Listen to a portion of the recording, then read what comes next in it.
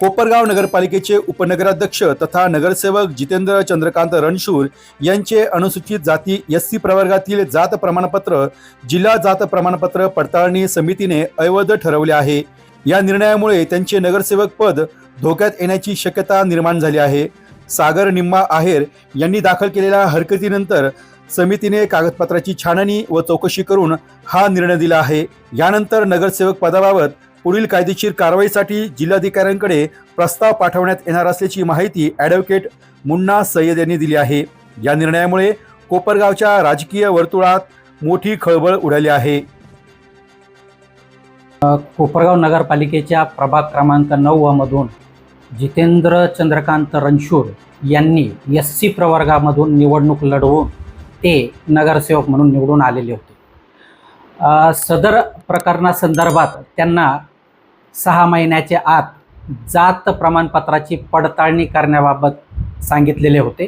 त्या अन्वये त्यांचे प्रकरण जात पडताळणी समितीसमोर प्रलंबित होते। त्या जात पडताळणी समितीसमोर आमच्या मार्फतीने सागर निंबा आहेर यांनी ते प्रमाणपत्र अवैध आहे यासाठी हरकत घेतली होती। हरकतीच्या मुद्द्यामध्ये जितेंद्र चंद्रकांत रणशूर यांचे वडील, त्यांच्या शाळा सोडल्याच्या दाखल्यावर असलेली खिस्ती नोंद, त्यांच्या सेवा पुस्तिकेमध्ये असलेली खिस्ती नोंद ह्या बाबी आम्ही प्रकर्षाने उपस्थित केलेल्या होत्या। त्यामध्ये माननीय जिल्हा जाती प्रमाणपत्र पडताळणी समिती यांच्यासमोर ह्या सर्व कागदपत्रांची छाननी होऊन 2दा दक्षता पथकाच्या मार्फत त्यामध्ये चौकशी झालेली होती। त्यामध्ये जितेंद्र चंद्रकांत रणशूर यांच्या मार्फतीने काही लोकांचे जबाब आणि पुरावे सादर करण्यात आलेले होते, परंतु जिल्हा जाती प्रमाणपत्र पडताळणी समितीसमोर प्रामुख्याने आमचा असलेला कागदोपत्री भक्कम पुरावा, जसे की जितेंद्र चंद्रकांत रणशूर यांच्या वडिलांच्या शाळा सोडल्याच्या दाखल्यावरच्या ख्रिस्ती धर्माच्या नोंदी, सेवा पुस्तिकेतील नोंदी हा भक्कम पुरावा, तसेच इलेक्ट्रॉनिक एव्हिडन्स ॲक्ट अन्वये दिलेला पुरावा ग्राह्य धरून आज रोजी जिल्हा जाती प्रमाणपत्र पडताळणी समितीने जितेंद्र चंद्रकांत रणशूर यांचे त्यांना दिलेले जातीचे प्रमाणपत्र हे अवैध ठरवलेले आहे। पुढची प्रक्रिया कशी असेल नगरसेवक पद किंवा उपनगराध्यक्ष पदाच्या बाबतीत?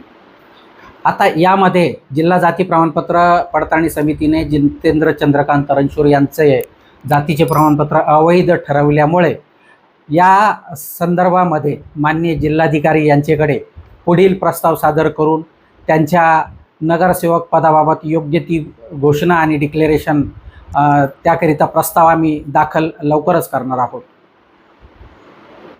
डी न्यूज वृत्तवाहिनी सामाजिक, शैक्षणिक, राजकीय, धार्मिक, सहकार, सांस्कृतिक, कृषी या सर्व चालू घडामोडींचा वेध घेणारी वृत्तवाहिनी डी न्यूज वृत्तवाहिनी, वेध वर्तमानाचा।